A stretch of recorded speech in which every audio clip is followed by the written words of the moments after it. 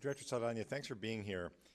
I want to go back to something that the chairman had asked initially when he asked about the 34,000 beds that Congress says must be filled and the reliance on private facilities to fill those beds. And as you're aware, in our Homeland Security Appropriations Bill, Congress requires the detention, foolishly, I believe, requires the detention of 34,000 people each day with no regard for actual need. And this requirement is referred to as the detention bed mandate. It costs more than $2 billion per year, or $5.5 million per day. And the cost of holding someone in detention is approximately $159 per day per person, when in many instances there are other ways that the person can be monitored at significantly less money, significantly lower cost to the taxpayer. And I just wanted to go back. I have serious concerns about the contracts between ICE and private detention companies that mandate that a fixed number of people be locked up at specific centers. The GAO has raised concerns about both the cost and the practice of lockup quotas, and groups like Detention Watch Network and the Center for Constitutional Rights have also spoken out against them. The lockup quota provisions obligate ICE to pay for a minimum number of immigration detention beds at specific facilities, referred to in contracts as guaranteed minimums. And under these contracts, ICE pays for a minimum number of detention beds, even if they're not used, all to ensure that these private companies receive a profit. And after a July 14th, 2015 oversight hearing with Secretary Johnson, I submitted several questions for the record on guaranteed minimum detention beds that are contained in contracts between ICE and these private companies. Secretary responded and confirmed that contracts between ICE and private detention companies contain this guaranteed minimum of detention beds. These contractual provisions containing lockup quotas are entrenching the national detention bed mandate at the local level and encourage local ICE officials to keep people in detention. Now, over the summer, a report by the U.S. Commission on International Religious Freedom was released. It described a very disturbing statement from an ICE official at headquarters who described that bond rates are determined in different areas based on bed space. Rates are lower when there are fewer beds available, since there is nowhere to detain the individual, and vice versa.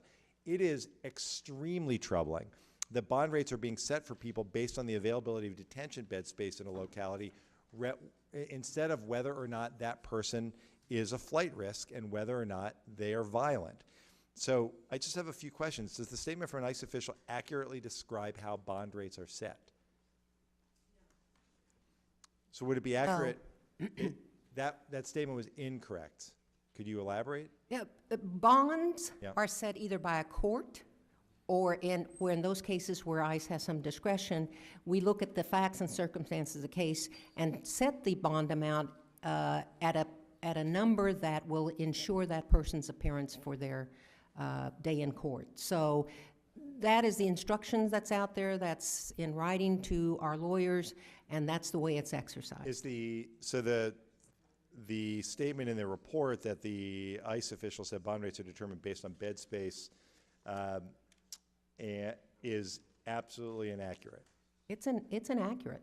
Do you agree that Congress requiring that these beds be filled takes away the discretion of law enforcement in a way that Congress doesn't do to any other law enforcement agency? I have the ultimate responsibility for detention and detention centers, sir. The way I construe that mandate, the mandate is to have those beds available. The mandate is not to spend X amount of money.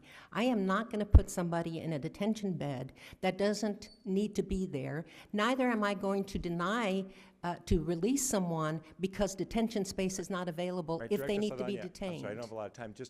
I understand what you would do, but when these contracts are entered into with private detention facilities, does the detention mandate come into play? Do those contracts guarantee to these private operators that certain beds will be paid for on a regular basis? We have to anticipate that there are a certain number of beds available. The 34,000 is a number that is obviously part of that mandate of available beds, so we have to have that available, whether those beds are used or not. That's the way the statute's written. Right, so you would agree with me that Congress getting involved to mandate that there's a certain number of beds that are filled, which is the way it's interpreted by my colleagues here who put that misguided policy into law, that having that in there takes away the discretion of the ICE officials and, in fact, winds up guaranteeing profits for these private detention facilities. That's not why we engage in these contracts with them, and I do not put someone in a detention bed just because I need to fill one. I know that's not why you engage, but the private companies come to you and say, we have to have X number of beds paid for. Congress says it, and Congress says that there has to be billions of dollars spent every year in order to ensure that. We're going to calculate our fees based on what Congress says has to be done, regardless of whether you believe that those beds should be filled or not, and whether the person is determined to be a flight risk or not. I'm sorry. Gentleman's out of time, but you're welcome to answer. I'm sorry, I lost your question there.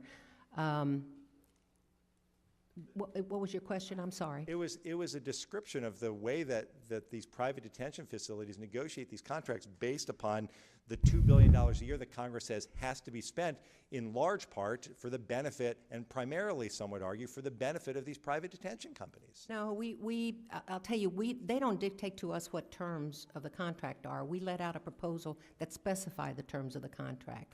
And that $34,000 is a useful tool because that's how much money we have in order to set that number, but that bed is not going to be filled unless it needs to be. And we're not going to release anyone who should be in a bed even because we don't have money available. But then it's not your determination what beds are needed. It's the determination made by Congress that says that we're going to spend $2 billion a year to make beds available, that is interpreted by my colleagues as those beds should be filled, which ultimately is going to benefit those private companies.